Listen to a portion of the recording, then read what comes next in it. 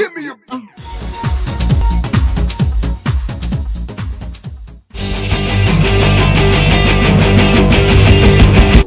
Is in the house, and she's going to be hosting the show tonight. And she has a very special guest tonight. Newly elected City Councilman Leland Cheung is in the house tonight. And Sissy's going to ask him some real tough questions tonight. And so we're about to get ready to get this show started. And welcome to Evening Scope. Thank you, Clay. Our great honor to have you tonight. Oh, my pleasure. Yeah, as Clay said, this is our new star tonight. His name is Leland Cheung. 今天晚上呢，我们将采访一个剑桥的一个新星，那他的名字叫张来龙。然后我们将会问他一些相关的问题，然后让我们能更好的了解他。So tonight we are going to learn more about you. So we know that you study in Oxford, MIT, and Harvard before, yeah. right? So what are the motivations for you to study in Harvard, MIT, and Oxford? Well, Oxford was just, when I was at Stanford, I did a semester abroad at Oxford, and so that was when I had the opportunity to go there. They say that the best time you have in college is when you're overseas. It was pretty true for me. It was a fantastic opportunity to go and see a culture which is very similar to our culture, but very different in many ways. It was fantastic to go travel on the country and get to spend some time in the Oxford system, which is very much focused on giving one-on-one tutorship throughout your classwork, very different from the American system. But to answer your question, what motivated me to study at all those universities, I guess I just was raised to be really a fan of education, a fan of learning. At Stanford, the reason I went to Stanford was it was just a gorgeous campus. It really excelled in the hard sciences, which I was passionate about as a student, and also the fuzzy aspects. We had the techies and the fuzzies at Stanford. The techies were the people that majored in physics like I did, engineering. The fuzzies were the people that majored in philosophy, economics. I wound up doing both to get a mix of both worlds. Following that, I always wanted to pursue an MBA, and so I was actually living here in Cambridge. I moved here for work and was getting to the point where I'd either go back for my MBA, was now or never, and decided to apply a bunch of schools. I didn't really want to move because I owned a house here, I was pretty settled down here, I had a bunch of friends in the community, so I didn't have a lot of options as to where to go to school. And I wound up being fortunate enough to get into MIT, and then decided to tack on the degree at Harvard Kennedy School just to get some exposure to that world as well. Okay, has the student made an impact on you, and how? Absolutely. So I think first and foremost, the education alone, the education in physics really taught me how to approach every problem from a very rigorous analytical mindset. The degree in economics that I got from Stanford also taught me how to think about our economy as a system and how to think about individual actions that people might take, how government might impact or influence those actions, how government might impact the economy. It really taught me to think systematically and detailed about the economy and how it works, and that really influences a lot of the work that I do now as a city councillor.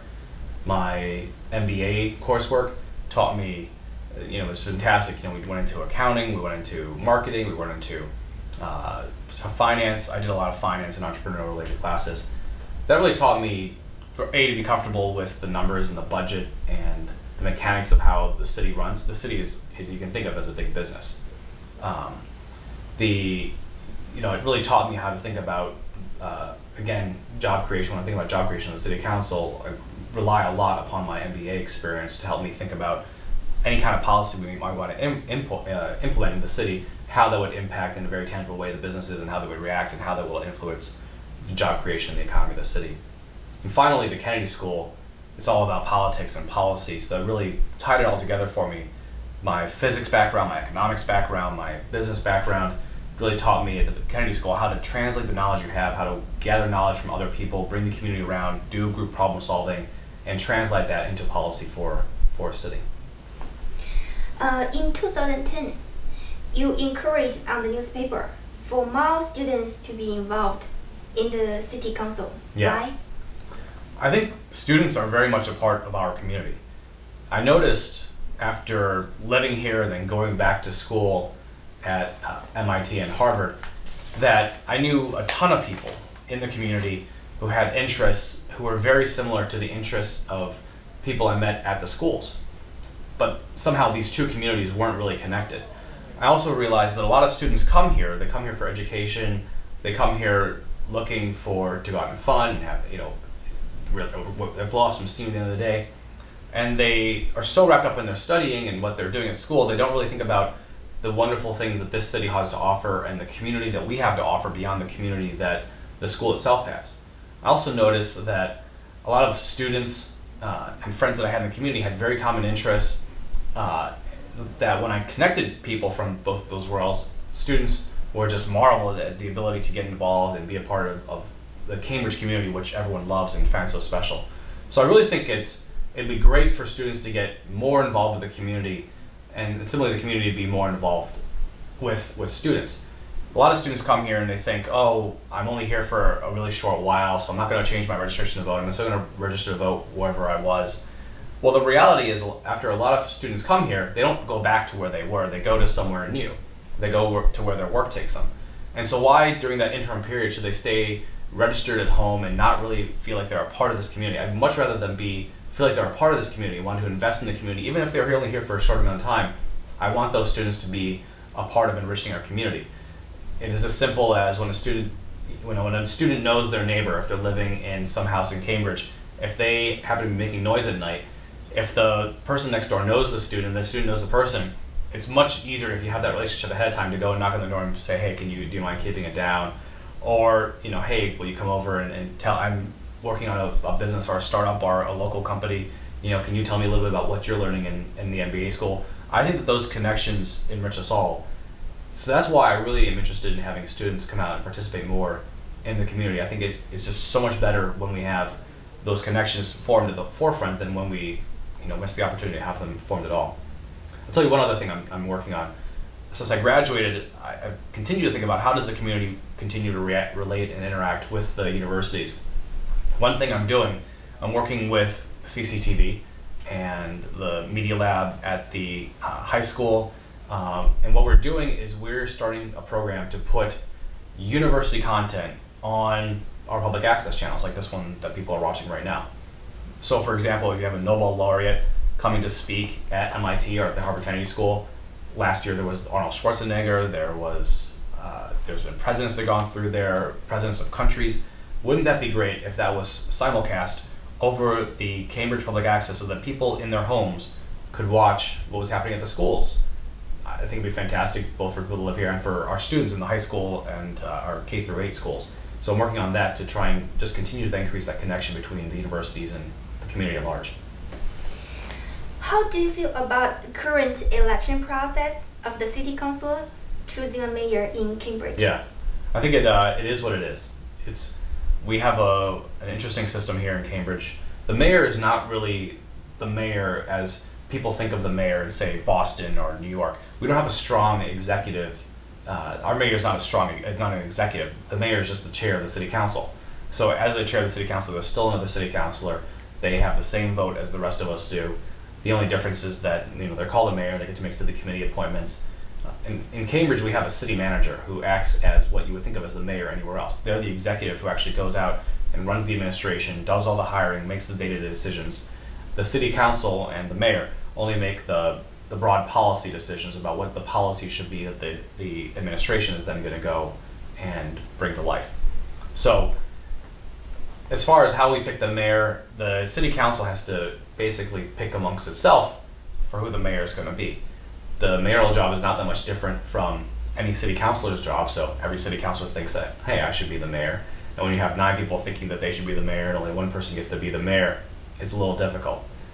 The other complication is we can't just be all locked in a room. They can't just lock us in a room and say, figure it out until you figure it out, because of the open meeting law here in Massachusetts. So what that means is that we can't all talk to each other in the same room before we take a vote to try and figure it out. We don't know what everyone's going to do until we get to the floor of the city council when it's on TV, and then we go around and people say out names. So it's very, very chaotic in that you don't know, so it's shifting. It's really hard to come to a consensus when you're in that public process, as opposed to locking us in a room and saying you're not getting food and water until you figure it out. But Henrietta Davis is a fantastic mayor. I'm good friends with her. She's been a real mentor to me since I came onto the council. Delighted that we finally were able to pick her as the mayor this year. But in all, the system is working the way that the system should work. It's supposed to take.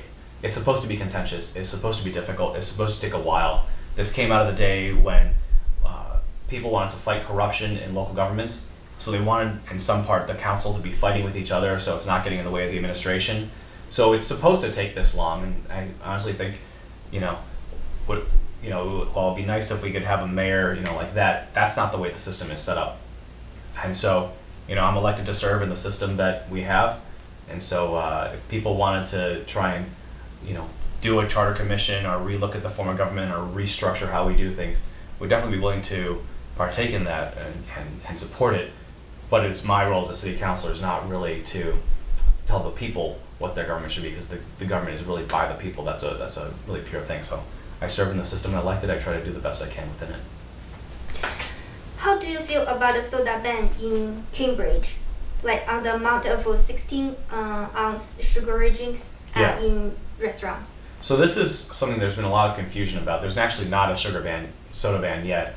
The proposal, the idea, was brought up as an idea. Any one member of the city council can bring up an idea before the council.